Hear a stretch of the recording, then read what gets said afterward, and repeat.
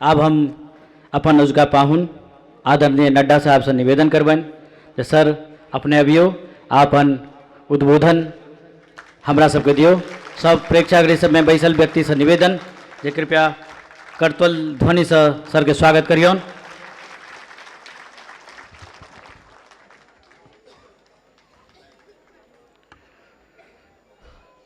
आज के इस भव्य कार्यक्रम में उपस्थित मेरे साथ हमारे वरिष्ठ सहयोगी भारतीय जनता पार्टी के वरिष्ठ नेता और राज्यसभा के सांसद सम्मानीय प्रभात झा जी, जो हमारे पार्टी के राष्ट्रीय उपाध्यक्ष भी हैं, हम सब के बहुत ही सम्माननीय जिनको हमने बचपन से जनता का नेतृत्व करते हुए देखा और हमारे पार्टी में जिन्होंने एक अपना विशेष स्थान पाया है, ऐसे श्री हुकुमदेव नारायण यादव जी, जो भारत सरकार में मंत्री भी रहे, पद्म भूषण से विभूषित, हमारे अखिल भारतीय मिथिला संघ के अध्यक्ष श्री विजय चंद्र जी, हमारे सुधीर कुमार मिश्रा जी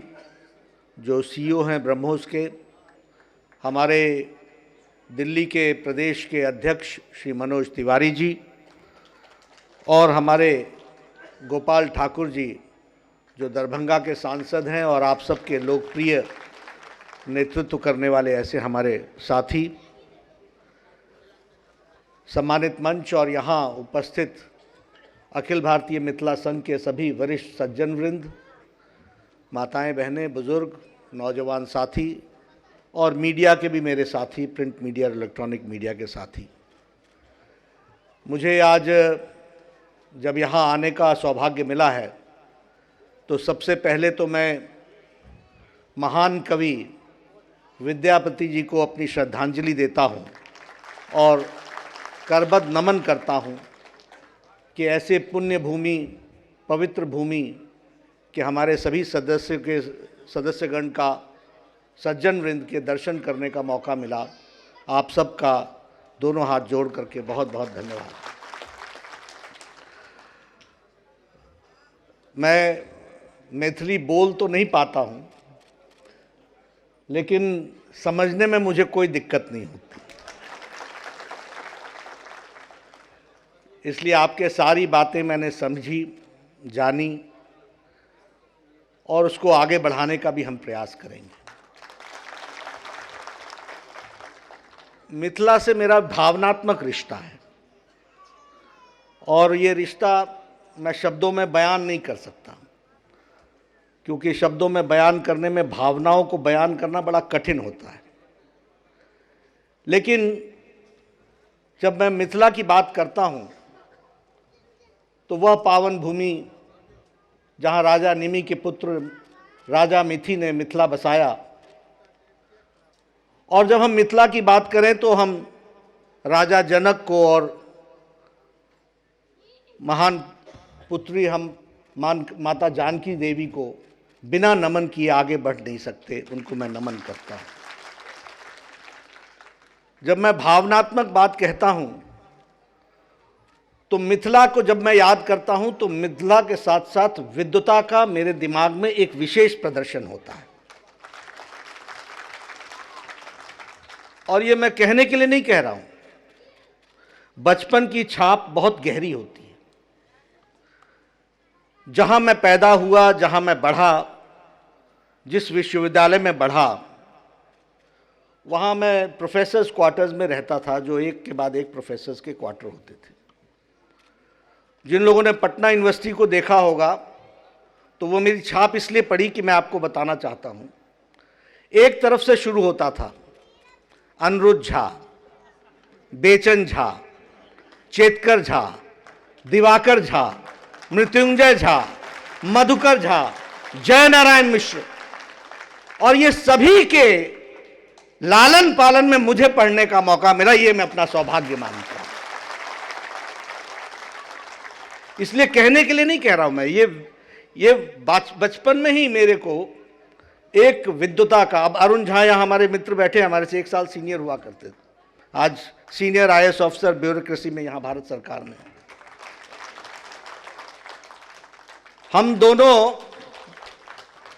दोनों वाद विवाद के कॉम्पेनियन थे। हम दोनों एक साथ अपने कॉलेज को रिप्रेजेंट करने के लिए वाद विवाद में जाया करते थे, और वो एक ग्रुप हुआ करता था जिसमें हम लोग, रविशंकर प्रसाद होते थे, अरुण झा होते थे, मैं होता था। तो हम लोग पटना यूनिवर्सिटी को रिप्रेजेंट करने जाते थे और जहां भी जाते थे विजयी होकर के आते थे। ये हम आपको बताना चाहते हैं। इसलिए मेरा, अब जब मिथिला की शादी को मैं वर्णन करूं तो, क्योंकि मुझे बहुत से अपने मित्रों की शादियों में जाने का मौका मिला, बाराती बनने का मौका मिला। अब मिथिला की शादी में अगर आप बाराती बने तो वो कुछ विशेष ही होता है,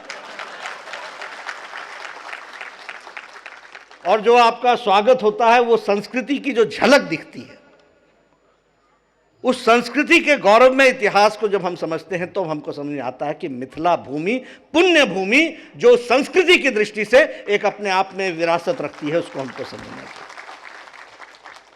और इसलिए जब मैं ये सारी बातें कहता हूं तो वह उस भूमि की संस्कृति, अभी चर्चा चल रही थी और उसमें कहा गया कि इतने लाख मैथिली हैं, मिथिला के रहने वाले हैं इतने लाख। ये सर गिनने से बात नहीं होगी, ये सर के साथ क्वालिटी भी बहुत है, ये भी हमको ध्यान में रखना चाहिए। यह भी हमारा नेतृत्व है। इसलिए मिथिला का प्रतिनिधित्व में सिर्फ नंबर ही नहीं है, संख्या ही नहीं है, संख्या के साथ साथ नेतृत्व करने की into the power of many यह ताकत भी है। इसको भी हमको समझना चाहिए। अकेला मिथिला का व्यक्ति अकेला नहीं है, वह समाज के वातावरण को इधर से उधर बदलने की ताकत रखता है, यह भी हमको समझना चाहिए। तो ऐसे स्थान से जब, अब मैं विजय जी को बहुत धन्यवाद देता हूं कि उन्होंने मुझे ये मौका दिया आने का। मैं प्रभात जी का विशेष करके धन्यवादी हूं। पिछली बार मुझे आना था, मैं नहीं आ पाया, मैं लेट हो गया था, रात के 11 बज गए थे, इसलिए मैं शामिल नहीं हो पाया था। लेकिन इस बार जब विजय जी ने मुझसे कहा तो मैंने कहा मैं ज़रूर आऊँगा और आप सबके दर्शन करूँगा और आप सबके बातों को सुनूंगा भी और ध्यान में भी रखूँगा। जहाँ तक हमारे राजनीतिक जीवन के सवाल है या राजनीतिक दृष्टि का सवाल है, चाहे वो अटल बिहारी वाजपेयी जी हों, चाहे वो नरेंद्र मोदी जी हों, सबके विचार और नेतृत्व में एक बात थी और है कि विविधता में एकता लाने में सबको साथ जोड़ करके चलना, सबका साथ, सबका विकास, सबका विश्वास। और इसीलिए जो हुकुमदेव नारायण जी ने कहा सर्वग्राही सर्वस्पर्शी, जो प्रभात जी ने कहा कि प्रेम, ये सब मिथिला में इमेंस है। मुझे कई बार दिखता है तो मैं कहता हूं कि there is a unique warmth in Mithila, unique warmth, एक गर्म जोशी है, एक सम्मान है, एक प्यार है, सबको ग्राह्य करने वाला, सबको स्पर्श करने वाला। ऐसी संस्कृति को मिथिला की है जिसको हमको संभाल कर संजो कर रखना है। अटल जी ने अष्टम सूची में मैथिली को डालने का अपना काम किया था। आज हम सब लोग अटल जी को याद करते हैं। और हमारे प्रधानमंत्री जी ने जहां मखान को अनुसंधान केंद्र के रूप में स्थापित करने की बात कही, वहीं हमारे पुनौर धाम का जो हमारा प्राकट्य स्थल है, उसको आगे बढ़ाने का, विकसित करने का भारत सरकार का लक्ष्य है। इसको हमको समझना चाहिए, इसको हम पूरा करेंगे।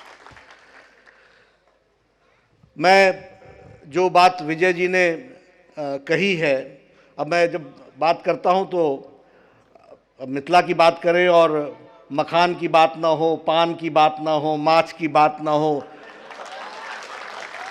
दही चूड़ा की बात ना हो, तब तक पूरा होता नहीं। ये विशेष चीजें हैं, मतलब इसको मैं फिर कहता हूं कि इसको शब्दों में नहीं बयां किया जा सकता है, इसको जिया जाता है, जिया जाता है। और ये जीना जो है ये मिथिला में हमको सीखना चाहिए, ये हमको ध्यान में रखना चाहिए। मैं आप सब से एक निवेदन, मुझे इस बात का बड़ी खुशी है कि आप सब ने अपना संस्कृति को संजो के रखा है और हम भी मिथिला को क्षेत्रीय भाषा नहीं मानते, हम हमेशा कहते हैं भारतीय भाषा है, ये भारतीय भाषा है। बहुत जिसमें कहते हैं सारगर्भित भाषा है, और यह सारगर्भित के साथ साथ अपनी दृष्टि, अपनी संस्कृति, भारत की संस्कृति को प्रदर्शित करता है, जिसको हमको ध्यान में रखना चाहिए। इसलिए इसको विकसित करना ये हमारी जिम्मेवारी है, इसको हम विकसित करेंगे। कुछ बातें सम्माननीय विजय जी ने कही है, रेल के बारे में कहा है, हवाई अड्डे के बारे में कहा है, एम्स के बारे में कहा है। मैं एक बात आपको बड़े स्पष्ट शब्दों में कहना चाहता हूं कि मैं भारत का स्वास्थ्य मंत्री रहा और दरभंगा में हमने एम्स दिया था, बीच में कुछ कमी आई। मैं आपको फिर से बताना चाहता हूं कि एम्स खुलेगा तो दरभंगा में ही खुलेगा, ये आप ध्यान में रखें।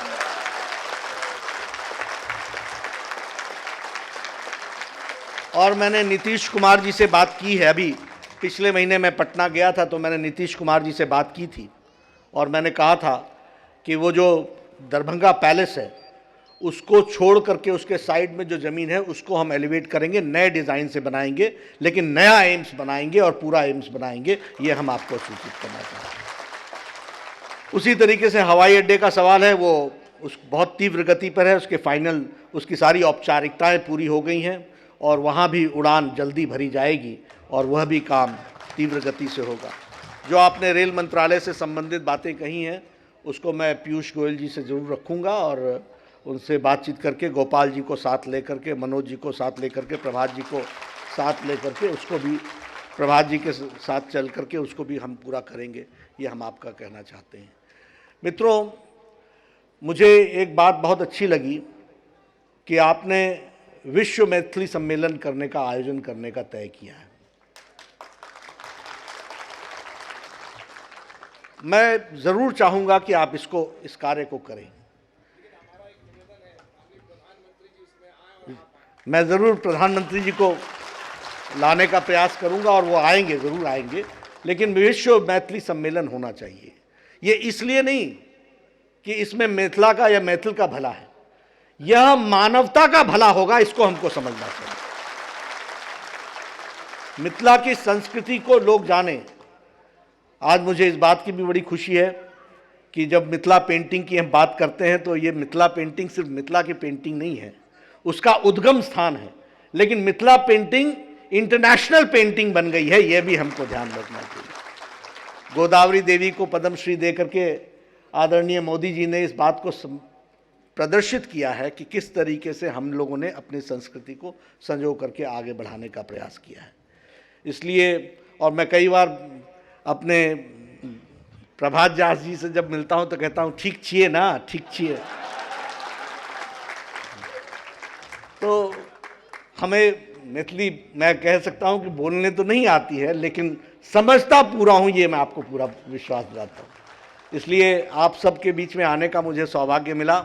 आज मुझे पुरानी यादें ताज़ा करने का भी मौका मिला और जिन गुरुजनों के बीच में मुझे पढ़ने का, बढ़ने का मौका मिला था, उनको भी नमन करने का मौका मिला और अपनी पुरानी यादों को ताज़ा करने का मौका मिला। आपने ये सब मौका दिया, इसके लिए आपका बहुत बहुत धन्यवाद।